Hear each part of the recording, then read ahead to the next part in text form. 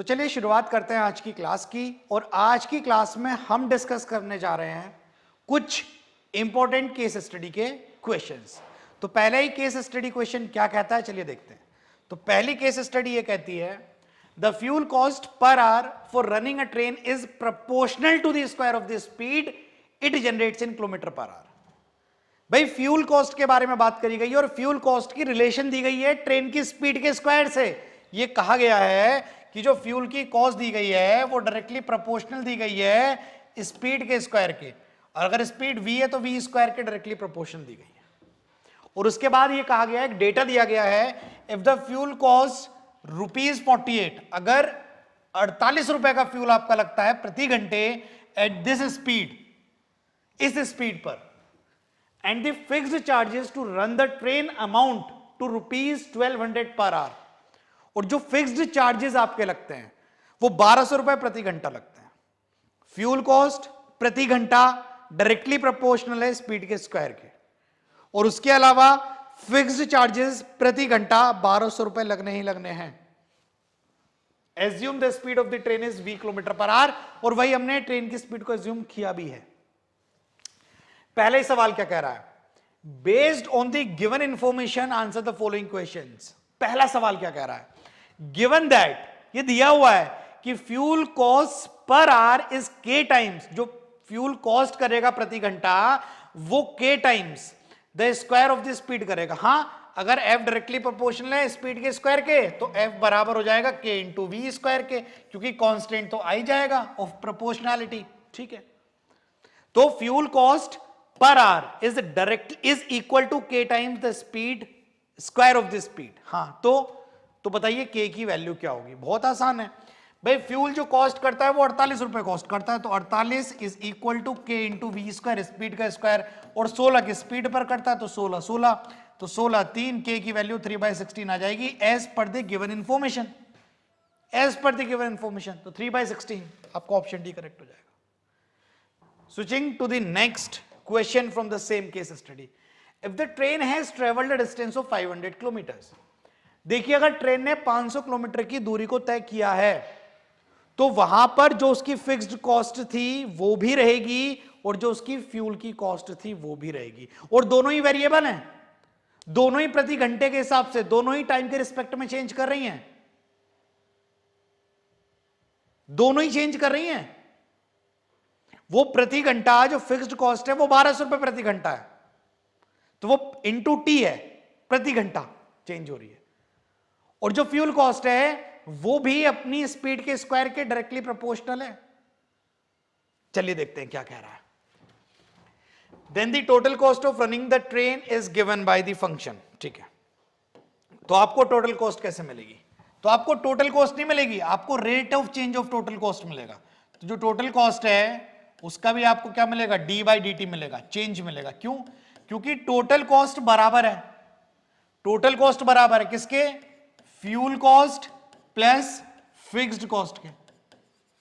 और नहीं तो आपको फ्यूल की कॉस्ट पता है, आपको फ्यूल की कॉस्ट पर आवर पता है, यानी आपको d/dt ऑफ फ्यूल कॉस्ट पता है, प्लस आपको फिक्स्ड नहीं पता, d/dt ऑफ फिक्स्ड पता है, यानी प्रति घंटे 1200 रुपए लग रहे हैं, तो उसको आपको वो फिक्स्ड नहीं पता, आपको rate of change of fixed cost पता है कि भाई वो प्रति घंटे 1200 के रुपए के हिसाब से मल्टीप्लाई होती चली जा रही है।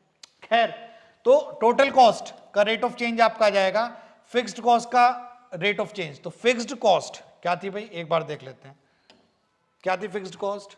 तो फिक्स्ड कॉस्ट थी के वी स्क्वायर, तो फिक्स्ड कॉस्ट हो जाएगी के, यानी 3/16 वी स्क्वायर, तो यह आ जाएगा 3/16 वी स्क्वायर प्लस 1200। ठीक है, ठीक है जी, ये विद रिस्पेक्ट टू टाइम है, ये change with respect to time है। ठीक है, अगर आप एग्जैक्टली फिक्स्ड कॉस्ट निकालना चाहते हैं, ये d/dt टू टोटल कॉस्ट है, टोटल कॉस्ट जो है वो इस रेट पर चेंज हो रही है प्रति घंटे के हिसाब से। अगर आपको टोटल कॉस्ट चाहिए तो टोटल कॉस्ट निकल जाएगी, राइट वाली इधर का डिफरेंशिएशन उधर जाएगा तो उधर इंटीग्रेशन हो जाएगा, तो 3/16 v square t plus 1200 t, ये आपकी टोटल कॉस्ट आ जाएगी, और ये विद रिस्पेक्ट टू टाइम आएगी, ये विद रिस्पेक्ट टू टाइम निकल के आएगी। अगर आप 5 घंटे ट्रेन चला देंगे तो ये क्या है, के वी स्क्वायर इंटू 5, प्रति घंटे इतना था ना, तो 5 का मल्टीप्लाई हो जाएगा और फिक्स्ड कॉस्ट 1200 रुपए थी, इंटू 5 हो जाएगी क्योंकि वो प्रत्येक घंटे की थी। तो ये आपकी टोटल कॉस्ट आ रही है। तो 3/16 कहां दिखा हुआ है 316, 3/16। अच्छा, वो ये कह रहा है कि ये तो टोटल कॉस्ट आ गई। अब वो ये कह रहा है अगर 500 किलोमीटर की दूरी चल गई तो, भाई अगर 500 किलोमीटर की दूरी चल गई, अगर 500 किलोमीटर की दूरी चल गई और स्पीड दी हुई है v, तो टाइम हो जाएगा 500 अपॉन v, और ये टाइम के रिस्पेक्ट में, तो टाइम की जगह 500 अपॉन v डाल दो। तो टोटल कॉस्ट 500 किलोमीटर पर आपके जाएगी 3/16 v स्क्वायर इंटू टी कितना है 500 अपॉन v प्लस 1200 टी कितना है 500 अपॉन v। तो ये आ जाएगा 44, यह जाएगा आपका 375 वी स्क्वायर बाई 4 प्लस 6 के आगे 50 बाई वी। हाँ भाई 375 बाई 4 वी स्क्वायर। अच्छा, हमारा एक वी से वी कैंसिल आउट हो गया था, ठीक है, तो v प्लस 6 के आगे 50 अपॉन वी, बिल्कुल सही है। तो ये आपका ऑप्शन कौन सा करेक्ट हो जाएगा, ये आपका ऑप्शन बी करेक्ट हो जाएगा, 375/4, ठीक है। अब वो ये कह रहा है the most economical speed to run the train is, अब स्पीड को रन करने के लिए मोस्ट इकोनॉमिकल स्पीड क्या रहेगी। अब भाई ये आप एक काम कर सकते हैं, आप इस वाली चीज को डिफरेंशिएट कर लो, तो आपको यह पता लग जाएगा कि आपकी टोटल कॉस्ट जो है वो कहां मैक्सिमम कहां मिनिमम हो रही है, और यहां से आपको जहां मिनिमम हो रही है वहां आप स्पीड निकाल लीजिएगा, तो वो आपकी मोस्ट इकोनॉमिकल स्पीड हो जाएगी। इकोनॉमिकल स्पीड होने का मतलब है पैसे कम लगे, तो अपनी फिक्स्ड कॉस्ट को डिफरेंशिएट कर लो, ये फिक्स्ड कॉस्ट है। तो अगर आप इसे डिफरेंशिएट करते हैं तो d by D T of total cost हो जाएगा आपका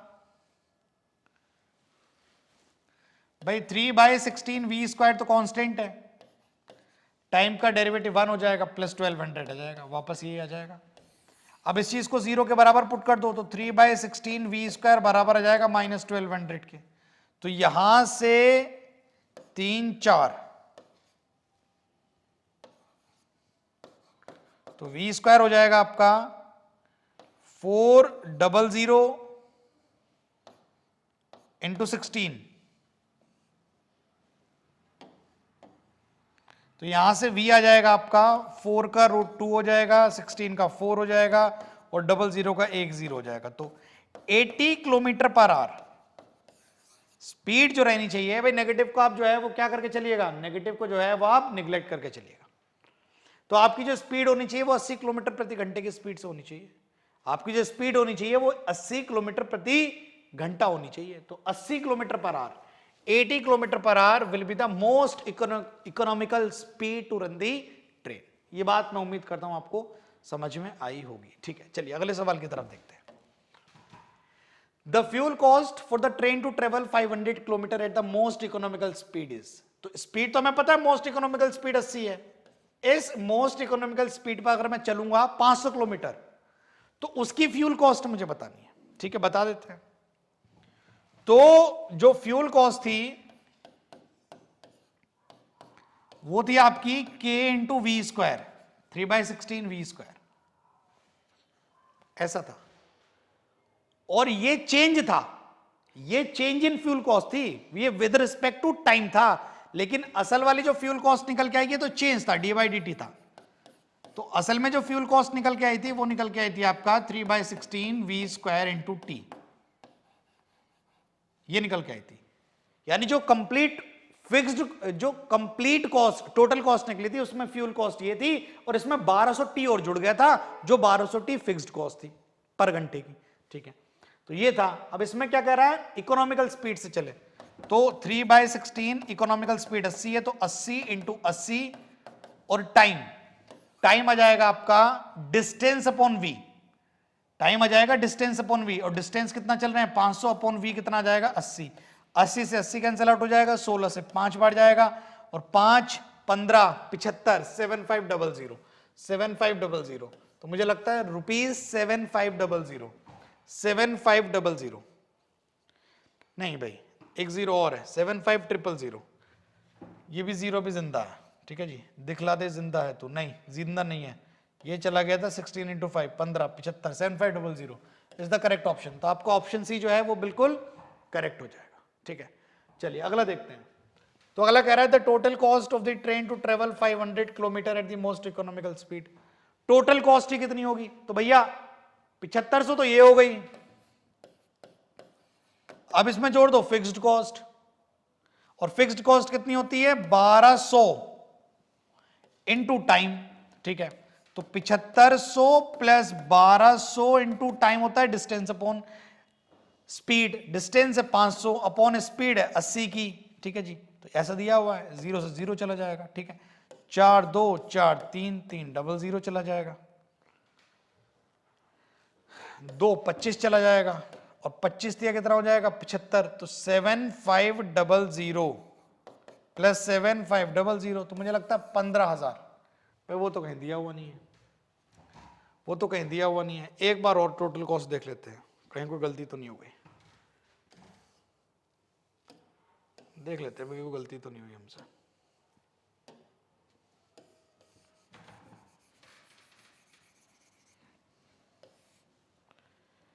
भाई टोटल कॉस्ट आ रहा है वो, तो टोटल कॉस्ट हो जाएगी आपकी फिक्स्ड कॉस्ट जो कितनी आ रही है 7500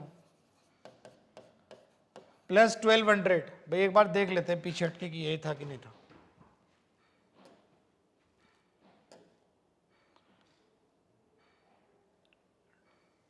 बिल्कुल ये था भाई, बिल्कुल ये था, 1200 इंटू 500 बाई वी,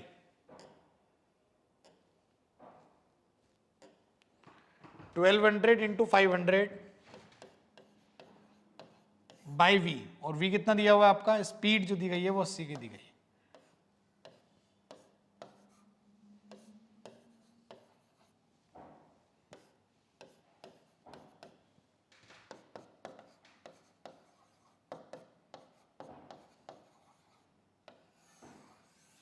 ₹15,000, भाई 15,000 रुपए टोटल कॉस्ट निकल के आ रही है, और 15,000 रुपए तो यहाँ कहीं दिया हुआ नहीं है, तो मे भी एक ऑप्शन का है यहाँ से 15,000 रुपए कॉस्ट होनी चाहिए। बढ़ते अपने अगले सवाल की तरफ, तो चलिए अपना अगला सवाल देखते हैं, और अगला सवाल ये कह रहा है a company dealing in gift items decided to make 3-dimensional gift items and a core team was given the responsibility for the same. After discussions, core team suggested to insert a right circular cone in a sphere touching the surface of the sphere and at the same time gets illuminated when taking rounds, ठीक है, then presented the different dimensions also keeping the cost, they presented the different dimensions also keeping the cost factor into account, the gift items look like as shown in figure। ये आपको दिख रहा होगा, और अगर ये नहीं दिख रहा है ना तो ये चीज ये निकाल के रख दिया मैंने बाहर, ठीक है जी। भाई एक टीम ने ना एक गिफ्ट आइटम बनाने की कोशिश की, और गिफ्ट आइटम कुछ इस तरीके से बनाने की कोशिश की है कि उन्होंने स्फीयर के अंदर एक राइट सर्कुलर कोन को इंसर्ट कर दिया गया है, और वहां पर जो स्फीयर है उसका रेडियस कैपिटल आर दिया गया है, स्फीयर का रेडियस कैपिटल आर दिया गया है, और ये फिगर में ही गिवन है, और कोन की जो हाइट है वो y दी गई है, और जो रेडियस है वो हमारा स्मॉल x दिया गया है, जैसा आप देख भी सकते हैं, ठीक है जी। अब देखते हैं क्या क्या जानना चाह रहा है। तो सबसे पहली बात ये जानना चाह रहा है if a cone of base x radius and height y, वही मैंने ली भी है, is inscribed in a sphere, और इस वाली फिगर को हम उठा लेते हैं, इस वाली फिगर को हम अपने पास रखते हैं, नहीं पता हमें कब जरूरत पड़ने वाली है।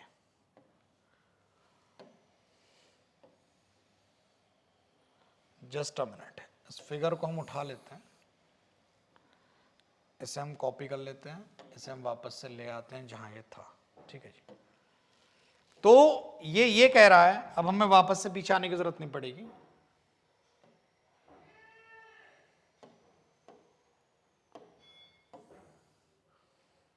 हाँ जी, तो ये कह रहा है if a cone of base radius x बिल्कुल है जी एंड हाइट y बिल्कुल है जी, इंस्क्राइब्ड इन स्फीयर कर दिया है जी, ऑफ रेडियस r बिल्कुल ठीक है जी, then relation between x y and r क्या होगा?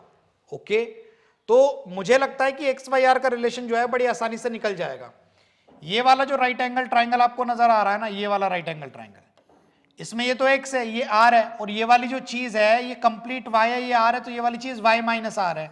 तो मुझे लगता है कि y माइनस आर का whole square plus x square बराबर होगा आर स्क्वायर के। तो यहां से y square plus r square minus 2yr plus x square बराबर आ जाएगा आर स्क्वायर के, और आर स्क्वायर से आर स्क्वायर भाग जाएगा। तो मुझे लगता है कि x square plus y square बराबर आ जाएगा 2yr के। ऐसा रिलेशन हो सकता है एक्स वाई और आर के अंदर। Is there any option x square plus y square is equal to 2yr, x square plus y square is equal to 2yr? तो मुझे लगता है इसका ऑप्शन सी करेक्ट हो जाएगा। इसी बात को मद्देनजर रखते हुए और आगे बढ़ाते हैं। अरे अरे अरे अरे अरे, चलिए आगे बढ़ाते हैं। What is the volume of a cone in terms of y alone? सिर्फ y की टर्म्स में वॉल्यूम ऑफ कोन कितना होगा? चलो भैया ये भी देख लेते हैं। तो वॉल्यूम तो होता है π/3 1/3 या π/3 r स्क्वायर h, लेकिन यहां पर 3v/π, इन्हें इधर ले आते हैं, और रेडियस का स्क्वायर, कोन की बात चल रही है तो कोन का जो रेडियस है वो x है, तो यह जाएगा एक्स स्क्वायर इंटू हाइट कितनी है y दी गई है। ठीक है, अब सिर्फ और सिर्फ आपको एक्स स्क्वायर को क्या करना है, यहां से एलिमिनेट करना है, निकालना है, सब्सटीट्यूट करना है। चलिए अब एक्स स्क्वायर की जगह हम लिख सकते हैं भाई 2yr माइनस वाई स्क्वायर, तो 3v/π आ जाएगा, एक्स स्क्वायर की जगह लिख सकते हैं, यही तो निकल रहा है relation, 2yr minus y square into y. तो यहां से 3 आ जाएगा आपका π/v, अरे अरे अरे अरे भाई v आ जाएगा आपका π/3 टाइम्स 2yr और एक और y, तो 2y square r minus y cube, ऐसा आ जाएगा भाई। तो कोई दिया हुआ है π/3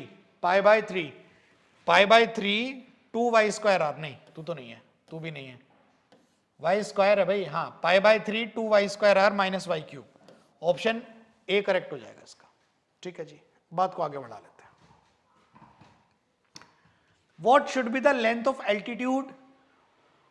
What should be the length of altitude of a cone? भाई उस फिगर को वापस ले आते हैं। What should be the length of altitude of a cone? y की वैल्यू क्या होनी चाहिए? ये y की वैल्यू की बात कर रहा है भाई, y की वैल्यू क्या होनी चाहिए? So that the volume of cone inscribed is maximum. तो कोन का वॉल्यूम मैक्सिमम हो जाए। ठीक है, और y चाहिए, और कोन का वॉल्यूम y के टर्म्स में अभी अभी तो निकाला था, तो कितना निकल के आया था? ये इस वाली बात को फिर उठा लेते हैं, इस वाली बात को वहां ले जाते हैं दूसरी तरफ, तो इस बात को कॉपी कर लेते हैं और अगले वाले पेज पे लेके चल लेते हैं। ठीक है भाई, ये मना कर रहा है कि हम कर नहीं पाए, नहीं हम तो कर पाए, तो ये को फालतू की चीज आ गई है। ठीक है, अच्छा ये वॉल्यूम है, और इस वॉल्यूम को वो ये कह रहा है कि y की किस वैल्यू के लिए ये वॉल्यूम कैसा रहेगा, मैक्सिमम रहेगा। इसे डिफरेंशिएट कर दो, तो जैसे ही आपने डिफरेंशिएट किया, पहले तो इसे ऐसे लिख लो 3v/π is equal to 2y square r minus y cube. इसे y के रिस्पेक्ट में डिफरेंशिएट कर लो, तो 3/π तो कांस्टेंट है, v का हो जाएगा dv/dy, सामने 2 और r कॉमन है, y स्क्वायर का डेरिवेटिव हो जाएगा 2y और y का 1 हो जाएगा, माइनस वाई क्यूब का 3y स्क्वायर हो जाएगा। ये पूरा ड्रामा तो 0 हो जाएगा, क्रिटिकल पॉइंट के लिए मैक्सिमम है ना, क्रिटिकल पॉइंट 0 हो जाएगा ना, तभी तो क्रिटिकल निकलेगा। तो यहां से 2 नहीं 4ry बराबर आ रहा है 3y स्क्वायर के, y से y कैंसिल आउट हो जाएगा, और वो y की वैल्यू जिसके लिए कैंसिल आउट हुआ है वो 0 रही होगी, तो यहां से y आ जाएगा 4r/3। इकलौता क्रिटिकल आ रहा है, इकलौता क्रिटिकल आ रहा है। वाई 0 भी क्रिटिकल आया था, बट वाई हाइट है उसे 0 लेंगे नहीं, तो Y 4r/3 is the critical. तो ये इकलौता क्रिटिकल है तो पॉइंट ऑफ मैक्सिमा होगा, तो यही वॉल्यूम ऑफ, यही मैक्सिमम वॉल्यूम देगा। और वाई क्या है, एल्टीट्यूड ऑफ द कोन है, तो यही होना चाहिए 4r/3। The maximum value of the cone inscribed in a sphere, the maximum value of a cone, नहीं, the maximum volume of a cone, volume होना चाहिए यहां पर, क्या वैल्यू कर रहा है, the maximum volume of a cone inscribed in a sphere. Sphere के अंदर घुसने वाला जो वॉल्यूम है, उसकी जो कोन है उसकी मैक्सिमम वॉल्यूम क्या होगी, तो उस कोन की मैक्सिमम वॉल्यूम बता देते हैं, तो यही बता देते हैं भाई। तो वॉल्यूम होती है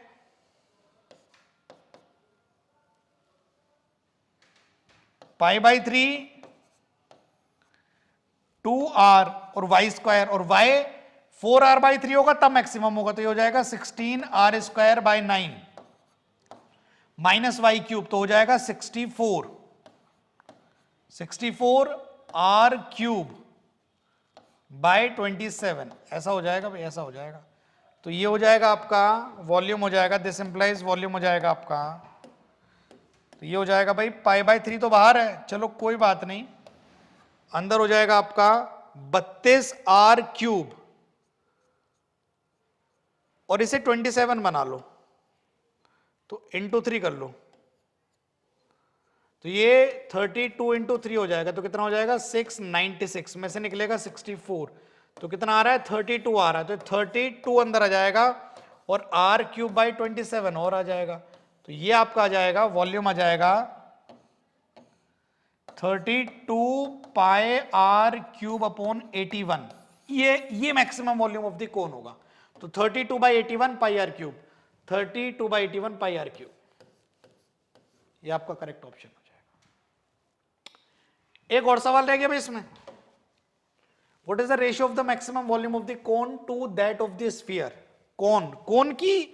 कोन की जो वॉल्यूम अभी आई है वो आई है 32/81 πr³ डिवाइडेड बाय स्फीयर की होती है 4/3 πr³, ये और ये गया, ये गया, ये गया 8/27, तो मुझे लगता है 8/27 जो है वो आपका करेक्ट ऑप्शन हो जाएगा।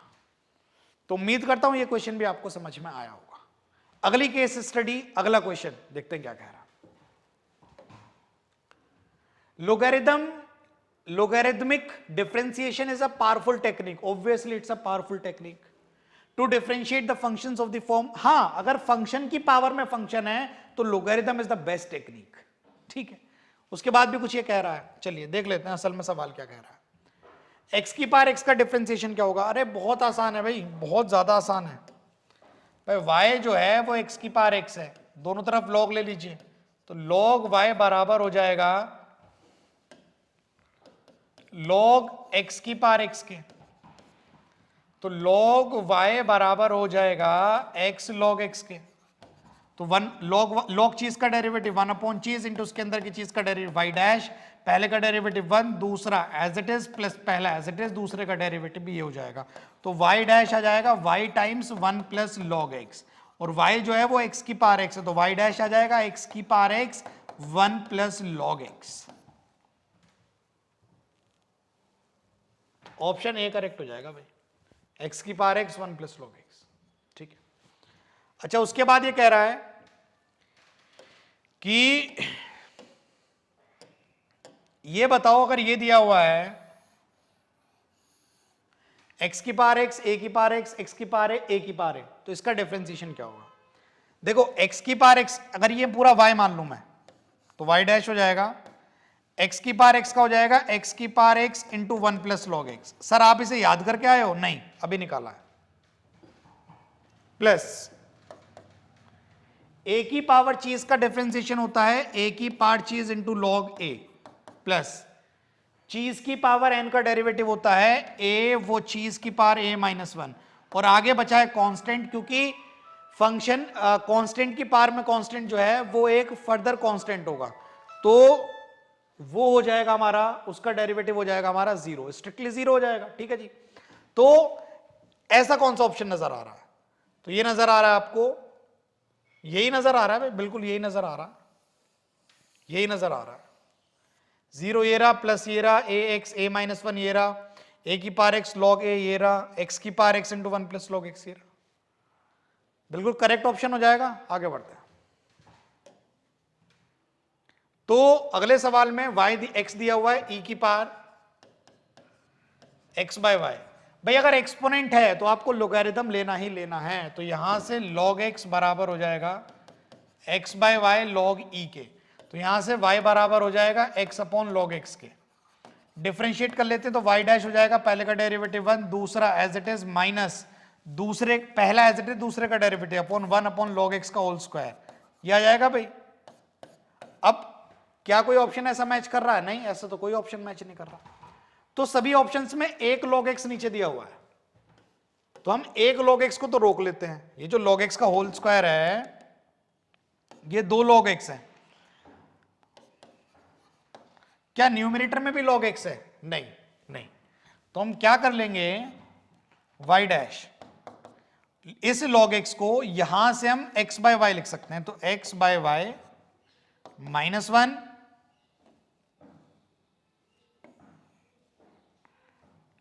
डिवाइडेड बाय log x, एक तो रहने दीजिए, और एक दूसरे log x की जगह आप क्या लिख सकते हैं, x बाय वाई।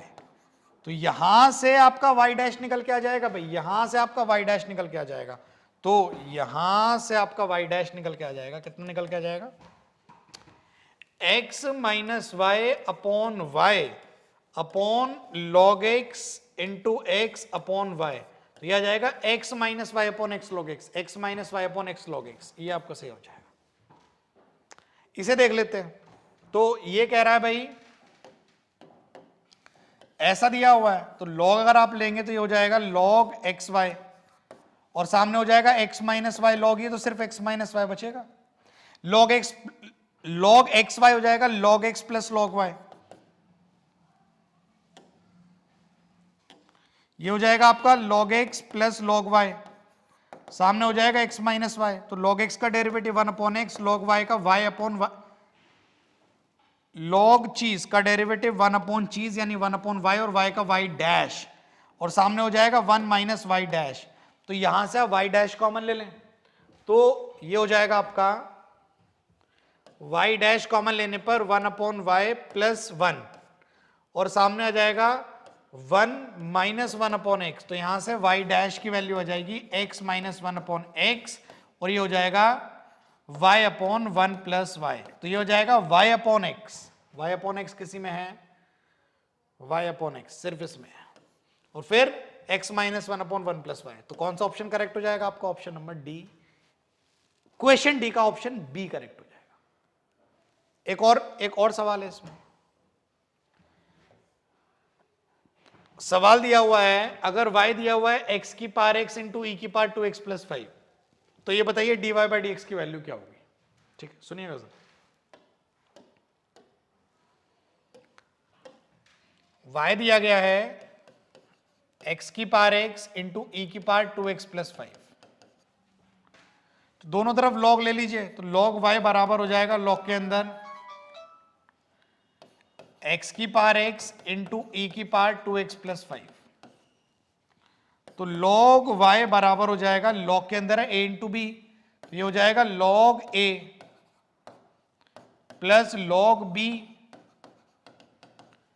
तो ये हो जाएगा आपका log y is equal to, ये हो जाएगा x log x plus 2x plus 5 log e, तो 1 हो जाएगा। ठीक है जी, तो ये आपका आ जाएगा log y का डेरिवेटिव 1 अपॉन वाई, y का y डैश, सामने आ जाएगा x log x, तो x log x का डेरिवेटिव हो जाएगा 1 प्लस log x, अभी थोड़ी देर पहले किया था, प्लस 2x प्लस 5 का हो जाएगा 2, तो y डैश आपका आ जाएगा y times 3 plus log x, ऐसा आ जाएगा।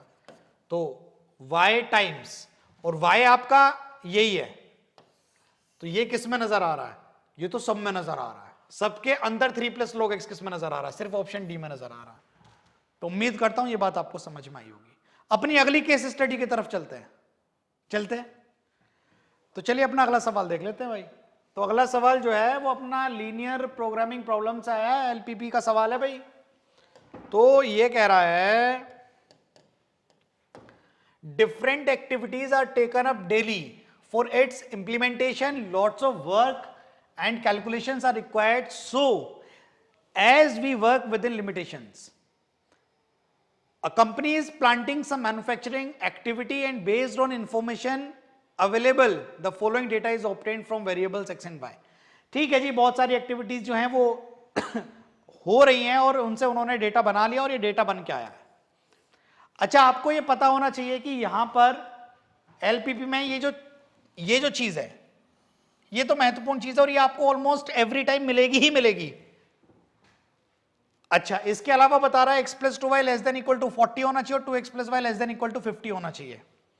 इन डेटा के हिसाब से ये जो z की वैल्यू दी गई है, यू हैव टू मैक्सिमाइज और minimise this, you have to maximise और मिनिमाइज दिस।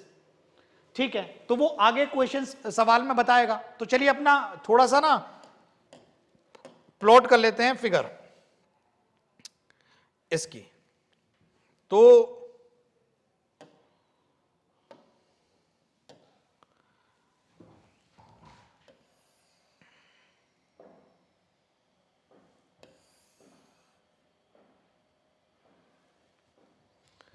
मान लीजिए हमने मार्क कर लिया यहां पर, ये हमारा ओरिजिन हो गया,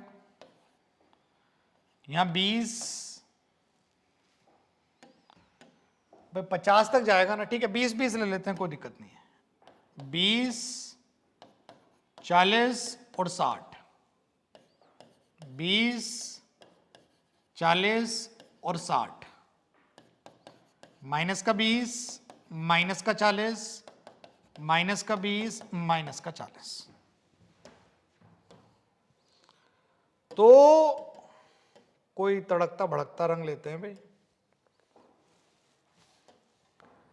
तो इस वाली लाइन को अगर मैं प्लॉट करूं तो x 0 होगा तो y 20 होगा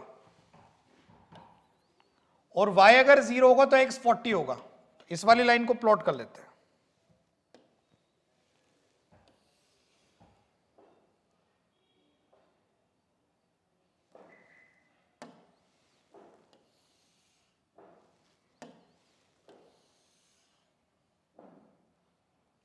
कुछ इस तरीके से प्लॉट हो जाएगी।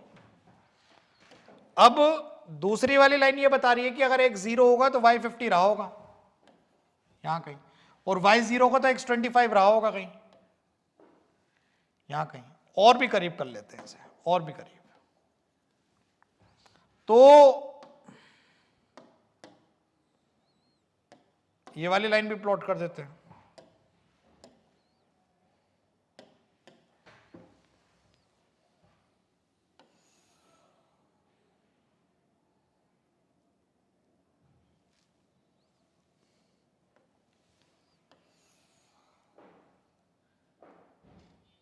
किस तरीके से आ जाएगी।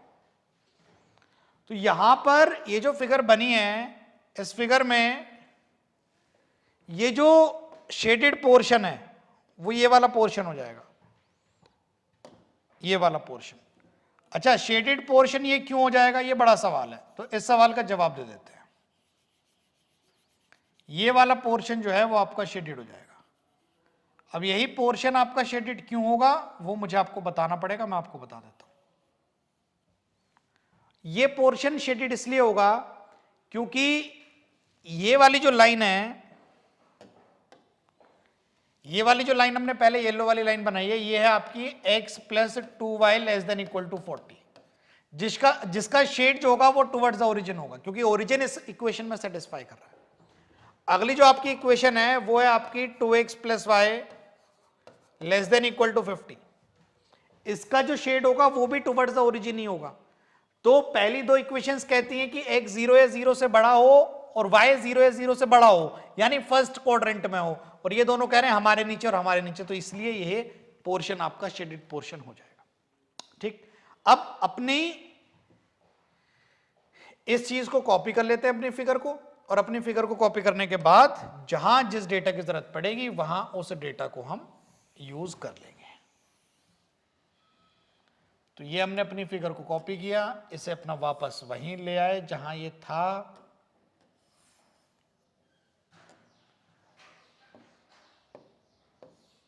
ठीक है जी, बढ़ते हैं और देखते हैं क्या कह रहा है सवाल। The ordered pair which do not lie in the graphical solution of this, इसमें जो लाई नहीं करेगा वो कौन है भाई? देखो 7, 20 और 10 भी सेटिस्फाई कर जाएगा, क्योंकि 20 प्लस 10 का 2 गुना 20 और 40 40 के बराबर है, ये भी सेटिस्फाई करेगा, ये भी करेगा। भाई पहला वाला ही नहीं कर पाएगा, क्योंकि अगर आप 21 डालोगे तो 21 प्लस और कितना हो जाएगा 20, 41, 41 40 से छोटा नहीं है, तो ये नहीं कर रहा। ठीक है, the ordered pair which lies in the graphical, इसमें जो ग्राफिकल में लाई करता हो वो कौन सा है? भाई बढ़िया सवाल है। 35 और 20, 35 और 20 55, ये तो नहीं करता। 24 प्लस 12, बड़ी आसानी से कर गया भाई, ये तो लाई कर रहा है। ठीक है, 0 और 51 नहीं करता। 24 प्लस 27 51 नहीं करता, यही कर रहा है भाई, ये 24 12, ऑप्शन डी कर रहा है, ऑप्शन डी कर रहा है। 2 ऑप्शंस तो बड़ी आसानी से निकाल लिया मैं। मैक्सिमम वैल्यू ऑफ z, अब हमारी फिगर की जरूरत पड़ने वाली है हमें, तो ये हमारी फिगर है भाई, तो वो कह रहा है मैक्सिमम वैल्यू ऑफ z कितनी होगी। तो z की मैक्सिमम वैल्यू निकालने के लिए आपको कॉर्नर पॉइंट्स की जरूरत है। तो कॉर्नर से एक तो 0,0 कॉर्नर है, और आपका एक 0,20 कॉर्नर है, एक 20,0 कॉर्नर है, और उसके अलावा ये कॉर्नर पॉइंट बन रहा है। देखने में तो ये हमें 20 नहीं, ये 20 नहीं, 25,0 कॉर्नर है भाई, 0,20 है, और ये तो 25,0 होगा ना, 25,0 कॉर्नर है, और ये हमें प्रतीत हो रहा है इसका आधा, और ये हमें 20,10 प्रतीत हो रहा है। अब देख लेते हैं 20,10 है कि नहीं, तो सॉल्व करना पड़ेगा भाई। एक इक्वेशन तो आपको दी गई है 2x प्लस वाई, हमें जाननी है x और y दोनों की वैल्यूज, तो उसका ट्वाइस कर लो, तो 2x प्लस वाई तो दिया गया 50, उसका ट्वाइस कर लो तो 2x प्लस 4y कितना आ जाएगा 80, तो 3y कितना आ जाएगा 30, तो y तो 10 ही आएगा, y 10 आएगा तो x 20 आएगा। तो बिल्कुल सही है चारों पॉइंट्स।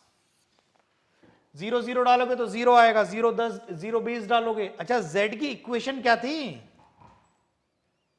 z की इक्वेशन क्या थी? 2x plus 3y।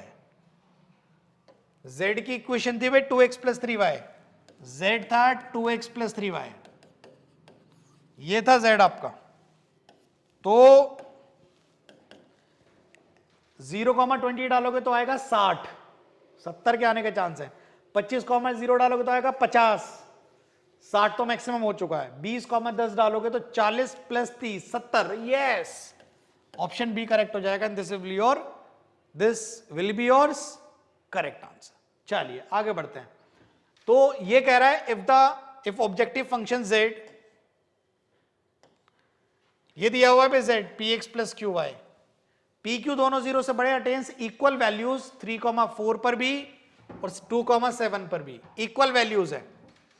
तो जब हमने 3,4 डाला तो ये हो जाएगा 3p प्लस 4q, जब हमने 2,7 डाला तो z आ जाएगा 2p प्लस 7q, और ये कह रहा है दोनों बराबर है, सेम वैल्यूज है, तो z के बराबर हो जाएगा, तो p बराबर आ जाएगा 3q के, p बराबर आ जाएगा 3q के।